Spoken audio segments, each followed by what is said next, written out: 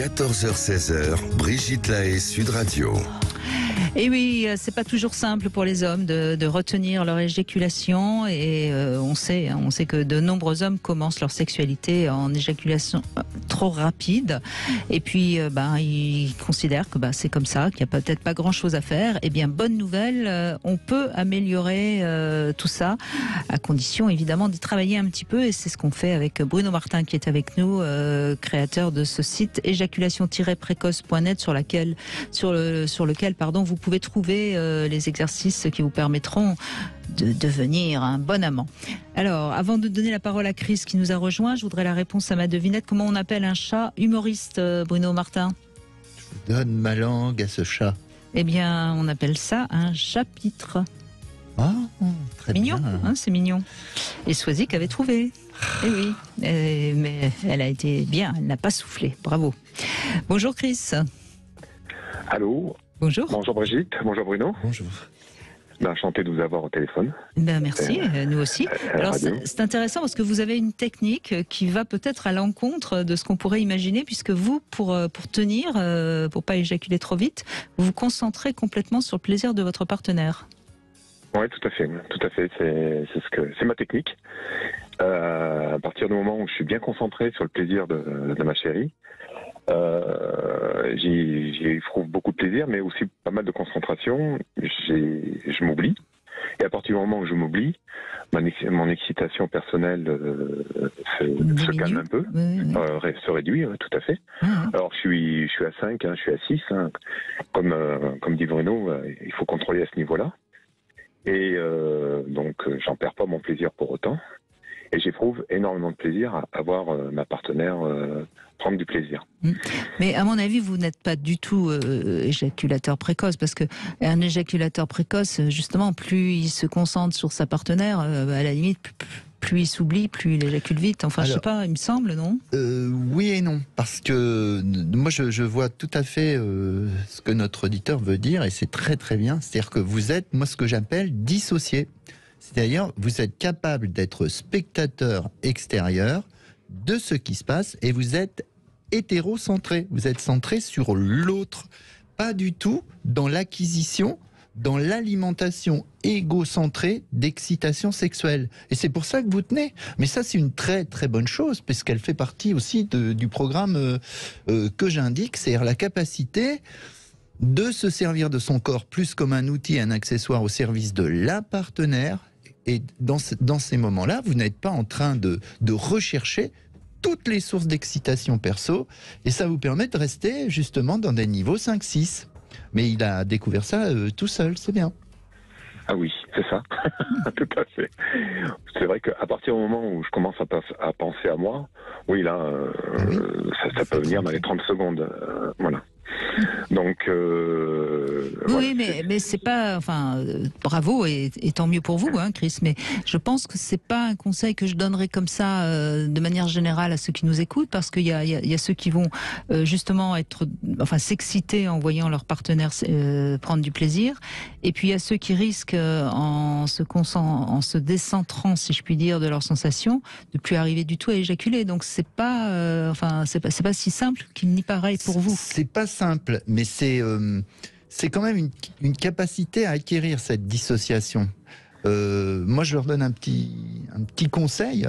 Par exemple, les films X. Les films X, c'est fait pour quoi ? C'est fait tout simplement pour s'exciter à partir de la fantasmatique humaine. Moi, je leur demande de regarder un film X qui les excite traditionnellement, mais 5 minutes, pas plus, en spectateur extérieur, tranquille, sans l'intention de s'exciter.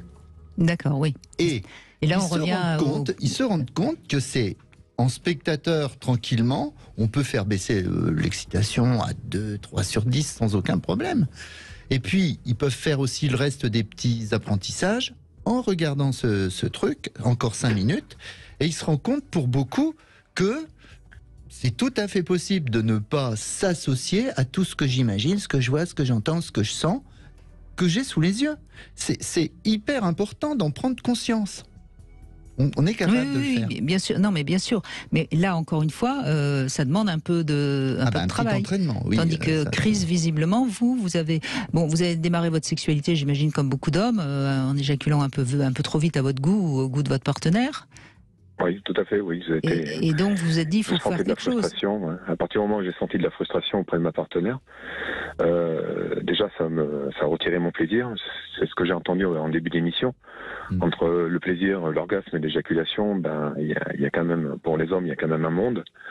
Les femmes, beaucoup pensent qu'il y a éjaculation, donc il y a forcément orgasme. Non, si je constate et découvre que ma partenaire est restée sur le plancher des vaches, ça m'enlève tout orgasme. Et je me retrouve un peu dans la honte ou dans la frustration ou dans l'échec, quoi. Oui, et ça semblerait bien être votre désir de satisfaire votre partenaire qui a été à l'origine de cet apprentissage. Oui, tout à fait. Ouais. Après, sûrement. Après, c'est difficile d'en parler. Hein. C'est toujours très difficile d'en parler. Bah oui, parce que c'est du ressenti. Hein. Ça n'a pas été intellectuellement mis en place. Ce matin, je vais. Tout à fait. Non, après, voilà. Mais combien de temps il vous a fallu, enfin à peu près, entre le moment où vous prenez, vous vous dites il faut que je fasse quelque chose, et puis le moment où vous avez acquis. Ma sexualité a démarré à 17 ans et demi. On peut dire que un an après, j'ai compris ce qu'il fallait que je fasse pour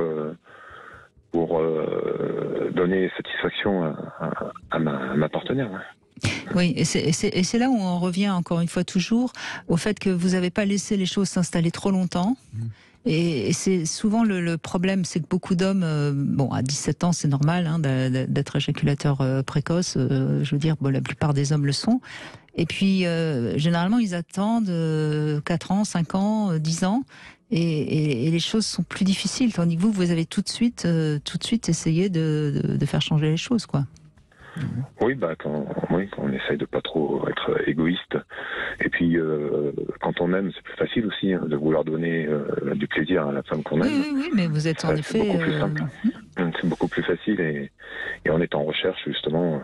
Et c'est souvent un défaut féminin, ça. C'est-à-dire, je vais te donner du plaisir. On trouve beaucoup de femmes, par exemple, anorgasmiques, qui ont conçu le rapport sexuel comme « il va peut-être me faire quelque chose qui va me faire du bien, et puis moi... je suis là pour faire beaucoup plaisir à l'autre. » Et là, à force de connecter le tuyau d'alimentation sur l'autre, on ne reçoit absolument rien. Donc ça décolle absolument pas dans la montée des excitations sexuelles. C'est plutôt un travers féminin, ça. Alors que, faut pas nous reprocher de le faire. Nous, quand on branche le tuyau sur vous, hop, c'est bien, bien parce que ça alimente beaucoup moins l'ego. Et je reviens un petit peu à ce qu'avait dit l'auditeur précédent ou celui d'avant, je ne sais plus, en disant moi je me connecte au présent et de toute façon je suis là pour avoir une éjaculation. Dans le programme que je préconise, je leur donne un conseil qui les fait d'ailleurs sauter d'un mètre à chaque fois, en disant la prochaine fois je vous donne un conseil. Vous allez vous mettre en tête un objectif, mais alors peut-être disproportionné. Dans ce rapport, je n'éjaculerai pas. Je ne suis pas là pour avoir une éjaculation. Parce qu'il faut qu'on arrête en tant qu'homme d'associer pénétration égale éjaculation. Pénétration n'est absolument pas égale à éjaculation. Et il faut vraiment qu'on se prouve, au moins une fois ou deux, que c'est possible. Donc quand on part dans cet objectif-là, on arrête de connecter l'arrivée des alimentations d'excitation, on arrête d'alimenter le moteur. Et c'est là qu'on peut durer. Enfin, pas en réglant à zéro, mais vous voyez ce que je veux dire. Bien sûr. Je ne suis pas là pour avoir une éjaculation. Voilà, au moins jusqu'à ce que ma partenaire ait un orgasme. Il faut l'avoir... voilà. Et c'est un petit peu dans cet esprit de dissociation. C'est exactement ce que je fais, ce que je ressens, tout en évitant de m'oublier aussi, parce que après, si on peut partir ensemble au 7e ciel, c'est mieux. Oui.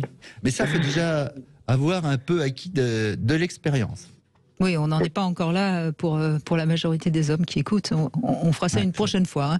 Pour l'instant, Chris, on vous laisse en tête du peloton. Hein. Voilà. Merci. J'adore être en tête. En tout cas, merci de ce témoignage, parce que c'est vrai que ça peut aider peut-être certains qui nous écoutent. En effet, dissociation, on a bien compris. Merci Chris, merci beaucoup. Allez, on fait une petite pause et puis on continue bien sûr avec un autre homme, mais les femmes peuvent venir, hein, si vous voulez aussi donner votre expérience. On sera ravis de vous entendre au 0826 300.